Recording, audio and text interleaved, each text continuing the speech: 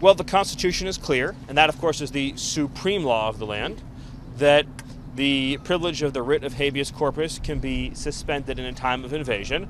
So I would say that's an option we're actively looking at. Look, a lot of it depends on whether the courts do the right thing or not. The courts are at war, these radical rogue judges, with the legislative branch as well, too. So all of that will inform the choices the president ultimately makes. Welcome to the Ken Harbaugh Show on the Midas Touch Network. That was Stephen Miller, one of President Trump's most senior advisors, contemplating the end of habeas corpus.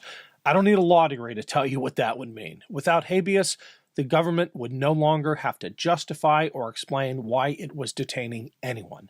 This extraordinary measure is reserved by the Constitution for the most extraordinary circumstances, like an actual invasion. That's not what's happening here. But we know Donald Trump well enough to know why he's seizing upon this idea and using immigration as the excuse. Because without habeas corpus, the state can detain anyone, journalists, protesters, political enemies, indefinitely and without charges. No trial, no lawyer. This is exactly what dictators do when they want to silence dissent.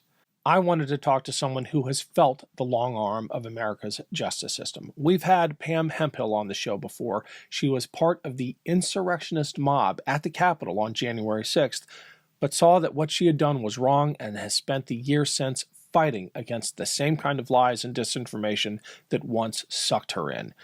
She's also one of the only Americans in history to refuse a presidential pardon, the one offered by Trump to the J6 insurrectionists. Here's our conversation.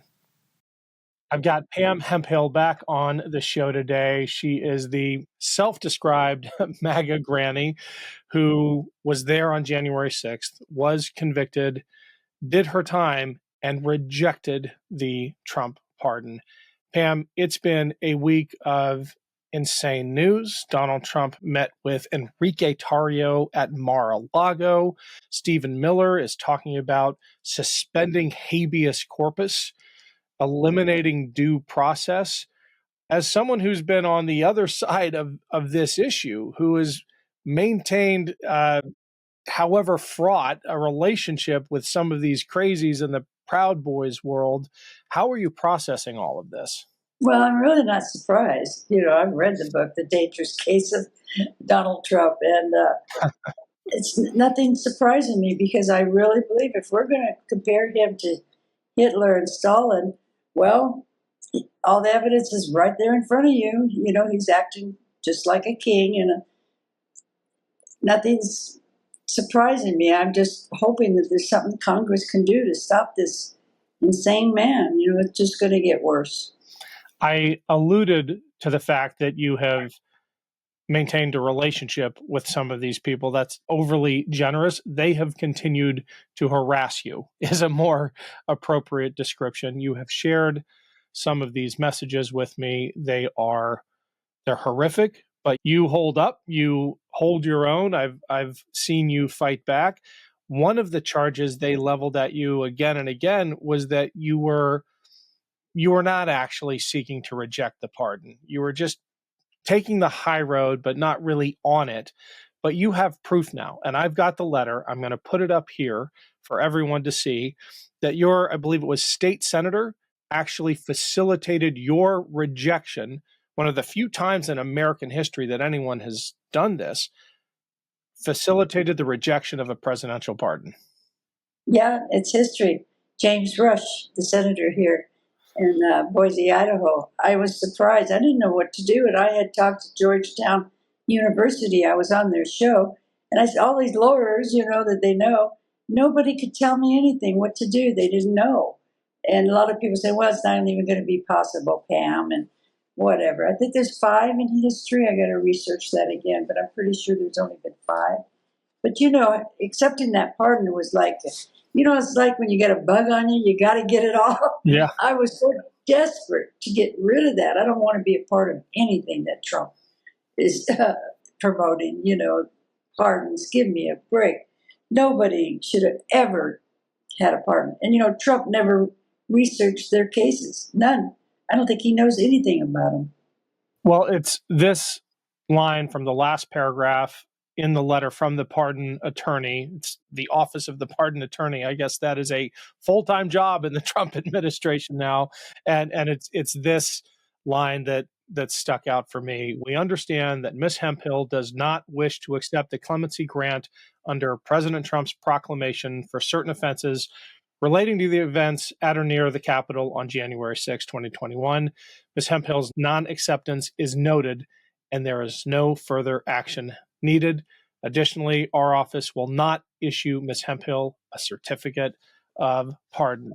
What a weird thing to feel proud about, but I'm proud of knowing you. Yeah. Oh, I was dancing all over. I couldn't believe it. I had 3 people read it. I said, "Am I reading this right?" I sent a copy to my probation officer that I had, and she says, "I don't know what to tell you, but I think you're not going to come back on probation." I said, "Well, we'll see. I'm still waiting for that." I can hear Trump. "Oh, that ungrateful lady. Let's give her a PO and make sure it's rough." Oh, I hope he's heard I bet about he it. has. I bet he has. On one hand, we have these rare examples of courage at real cost, right? Because it means something to have a felony record in this country, while all of the other J6 defendants are walking around free and clear. Some of them are getting fat checks, right? I believe the family of Ashley Babbitt got a $30 million wrongful death package. I'm not sure what the details were, but on one hand, you have these rare examples of courage like you. On the other hand, the whole system seems to be falling apart around us with, and I wanted to ask you about this in particular, Stephen Miller, senior advisor to the president, saying that the president is actively looking at ways to suspend the writ of habeas corpus, which is game over, right? That means they can grab anybody and due process isn't required. Oh my God. Is there anything Congress could do? We can't allow this to happen. Can I move to Canada? I mean, Steve Miller's the one that started the propaganda about Nancy Pelosi being responsible for the National Guard on January 6th. He's very dangerous too. I don't know what to say except for, how you hear these things? One thing happens and then you go, "Oh my God," and then another. I think we're hitting a point where it's way over the red line, way over. I don't know what we can do. I need more support from Congress hearing what do they want us to do? What are they going to do? Maybe you could tell me. Hey, it's Ken Harbaugh. Huge shout out to everyone who has supported this show via our Patreon page. If you want to weigh in with questions for upcoming guests or give us feedback on past guests or make sure you never miss an episode, click the link below. It's free to sign up. And if you're able to pitch in a few bucks a month, just know that we put every dollar back into the show. We do have another reporting trip to Ukraine coming up. Thanks for the help. Well, you mentioned Canada, and I think there's an instructive example there, not as a refuge for those of us seeking to flee this disaster, because I would implore folks to stay here and fight, but it is an example of elbows up and standing up to Trump and winning. And it turns out that old axiom, all bullies are cowards at heart, applies to Donald Trump as well. When the Canadian PM, the newly elected Prime Minister of Canada, came down to the Oval Office and held his ground and said, "Canada is not for sale," I mean, who was the beta in that situation? It was Donald Trump. For all his bluster, all his talk about Canada as a 51st state, about invading Canada, he looked like a small and pathetic man because someone stood up to him. Exactly. We know that from watching movies of children that, would go down that alley and get beat up all the time till they stopped and stood up to them. And that's exactly correct what you're saying. And you have to. You can't give them any wiggle. That's why I haven't stopped, even though they've come at me so bad. I don't care. Do you think about what they're going to do to us? I mean, there's going to be a time if we don't start doing something now, we're not going to have a chance to stand up. We're going to be set in one of those camps. And people don't take that serious enough.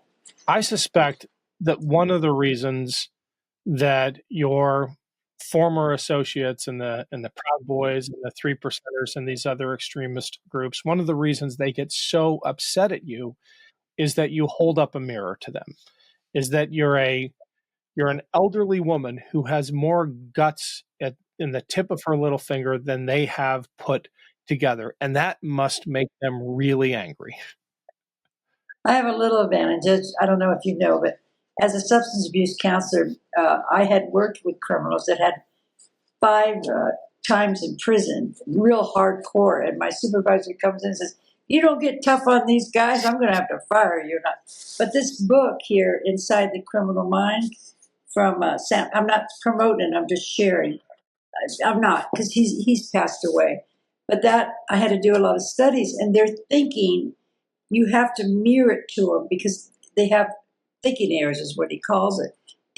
They use religion, they blame, they gaslight you, everything the same as a narcissist. So you got to be right on top of them and put it back on them because they don't hear it any other way. They have serious sociopath, thinking error problems, really bad. It's horrible working with these people.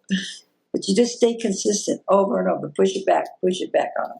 Well, you are an inspiration, Pam, both in the example you set sticking up to Trump and in your continued pushback against those who are out to get you. I assume you're participating in these the increasing number of protests that are happening around the country. Have there been any in Boise? What are you seeing on the ground?